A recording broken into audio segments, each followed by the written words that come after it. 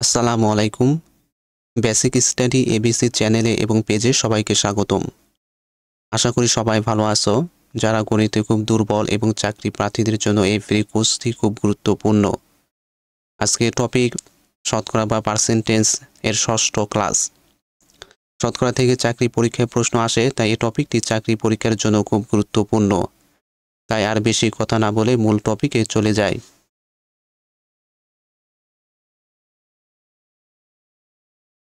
প্রশ্ন: একটি সংখ্যার 12% 48 হলে সংখ্যাটি কত? একটি সংখ্যার 12% 48 হলে সংখ্যাটি কত? আমাদেরকে বের করতে হবে সংখ্যাটি কত। এই ক্ষেত্রে পার্সেন্টেজ বা শতকরা 100 উপরে থাকবে আর পার্সেন্টেজ এর সংখ্যা নিচে থাকবে। সংখ্যাটি হবে সমান সমান প্রশ্নের সংখ্যা হলো 48, 48 নিচে আসলো গুণন পার্সেন্টেজ বা শতকরা 100 নিচে আসলো ভাগ পার্সেন্টেজ এর সংখ্যা 12, 12 নিচে আসলো। 12 48 এর ভিতর যায় 4 বার, 4 12 48, 4 উপরে থাকলো 4 আর 100, 4 আর 100 আমাদের গুণ করতে হবে। 4 দিয়ে 100 গুণ করলে হয় 400 সমান সমান 400 নিচে আসলো। সংখ্যাটি হবে 400। প্রশ্ন: 2 এর কত শতাংশ 2.5 হবে? 2 এর কত শতাংশ 2.5 হবে? 2.5 হবে। 2 এর কত শতাংশ মানে এখানে 2% ধরতে হবে, এখানে 2% ধরতে হবে। আমাদেরকে বের করতে হবে শতাংশর মান।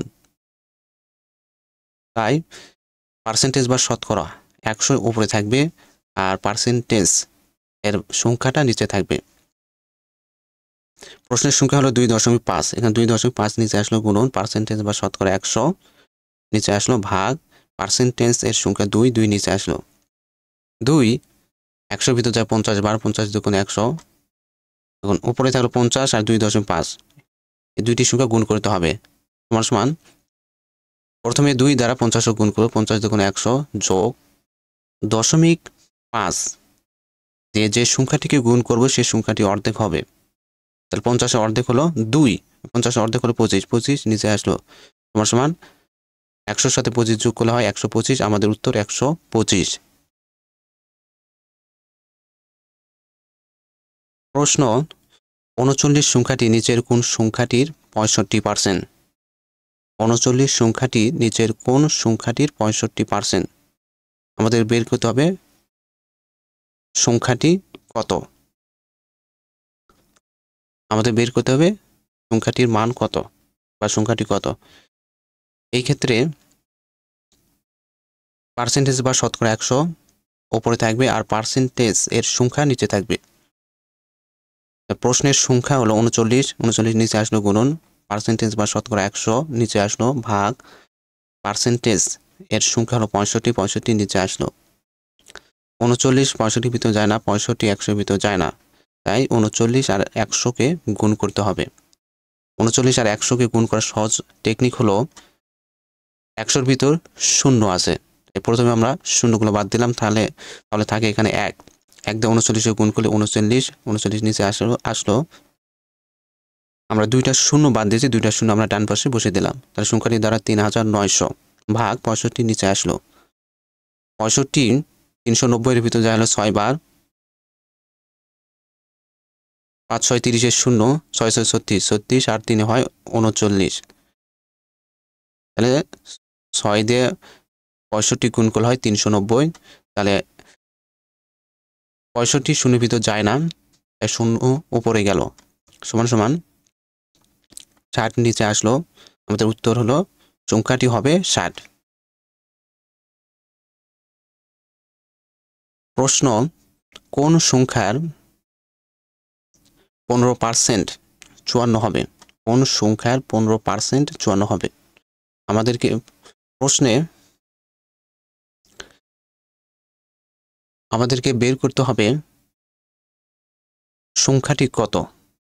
আমাদেরকে বের করতে হবে সংখ্যাটি কত। আমাদের বের করতে হবে সংখ্যাটির মান। এই ক্ষেত্রে প্রশ্নে যেহেতু সংখ্যাটির মান বের করতে বলা হচ্ছে, তাই পার্সেন্টেজ বা শতকরা 100 উপরে থাকবে আর পার্সেন্টেজের সংখ্যা নিচে থাকবে। সংখ্যাটি হবে সমান সমান 54, প্রশ্নের সংখ্যা এখানে 54 নিচে আসলো গুণন শতকরা 100 নিচে আসলো ভাগ পার্সেন্টেজ এর মান হচ্ছে 15 নিচে আসলো। 15 54 ভিতরে যায় না, আবার 100-র ভিতরে যায় না, তাই 54 এবং 100 গুণ করতে হবে। 54 এবং 100 গুণ করার সহজ টেকনিক হলো 100-র ভিতর শূন্য আছে, আমরা শূন্যগুলো বাদ দিলাম, তাহলে থাকে 1 দিয়ে 54 গুণ করলে হয় 54 নিচে আসলো। আমরা 2টা শূন্য বাদ দিয়েছি, 2টা শূন্য আমরা ডান পাশে বসে দিলাম, তাহলে 5400 ভাগ 15 নিচে আসলো। 15 54-র ভিতর যায় 3 বার, 3 × 45, 54 থেকে 45 বাদ দিলে থাকে 9, 15 9-এর ভিতর যায় না, তাই ডান পাশে একটি সংখ্যা নিতে হবে।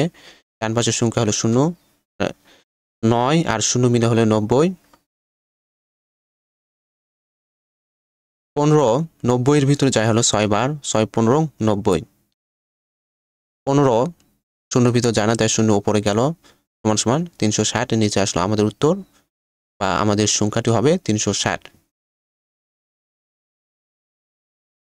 প্রশ্ন 2 এর কত শতাংশ 8 হবে? 2 এর কত শতাংশ মানে 2%, এখানে 2% ধরতে হবে। 2 এর কত শতাংশ 8 হবে? আমাদেরকে বের করতে হবে শতাংশর মান, শতাংশর মান। তাই পার্সেন্টেজ বা শতকরা 100 উপরে থাকবে আর পার্সেন্টেজ এর মান নিচে থাকবে। প্রশ্নের সংখ্যা হলো 8 নিচে আসলো গুণন শতকরা 100 নিচে আসলো ভাগ পার্সেন্টেজ এর সংখ্যা হলো 2 নিচে আসলো। 2 8-এর ভিতরে যায় 4 বার, 4 2 8, উপরে থাকলো 4 আর 100 আমাদের গুণ করতে হবে। 4 দিয়ে 100 গুণ করলে হয় 400, সমান সমান 400। আমাদের উত্তর 400। প্রশ্ন কোন সংখ্যার 7 ভাগের 4 অংশ 80 এর সমান? কোন সংখ্যার 7 ভাগের 4 অংশ 80 এর সমান? 80 এর সমান, 80 এর সমান। এই অঙ্কটিকে আমাদেরকে সাজাতে হবে। প্রথমে সাধারণ ভগ্নাংশের মানগুলোকে পরিবর্তন করতে হবে, অর্থাৎ নিচের সংখ্যাটি উপরে যাবে আর উপরের সংখ্যাটি নিচে আসবে। এখানে প্রশ্নর সংখ্যাটি হলো 80, 80 নিচে আসলো গুণন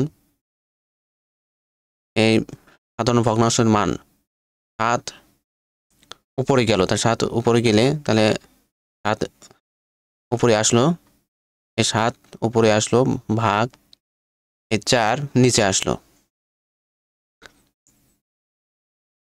এটা আরেকভাবে আমরা করতে পারি, যদি প্রশ্নের ভিতর সাধারণ ভগ্নাংশ এবং 80 এর মান দেওয়া হয়, অর্থাৎ সাধারণ ভগ্নাংশ যদি থাকে, এই ধরনের অঙ্ককে আমরা দেখব কোন সংখ্যাটি দ্বারা এখানে ভগ্নাংশের কোন সংখ্যাটি দ্বারা 80 ভাগ যায়, সেই সংখ্যাটি নিচে থাকবে। এই টেকনিকটি আমাদের মনে রাখতে হবে যে সাধারণ ভগ্নাংশের কোন সংখ্যাটি দ্বারা 80-কে ভাগ যায়, যে সংখ্যাটি দ্বারা 80 কাটা যাবে সেই সংখ্যাটি নিচে থাকবে। 7 দিয়ে 80 কাটা যায় না, তারপর 4 দিয়ে 80 কাটা যায়, তাই 4 সংখ্যাটি নিচে থাকবে। 80 নিচে আসলো গুণন 7 নিচে আসলো ভাগ 4 একবার নিচে গেল, 4 8-এর ভিতরে 2 বার, 4 2 8, 4 0 ভিতরে যায় না, তার 0 উপরে গেল, তাহলে উপরে থাকলো 20 আর 7 দিয়ে 0 গুণ করলে 0, 7 2 14, আমাদের উত্তর 140। আজকের টপিকের আলোচনা এই পর্যন্ত শেষ। আমাদের এই টপিকের 7ম ক্লাস দেখার জন্য সবাইকে আমন্ত্রণ রইল। আর যদি অঙ্কটি ভালো লাগে তাহলে অবশ্যই লাইক এবং শেয়ার করুন।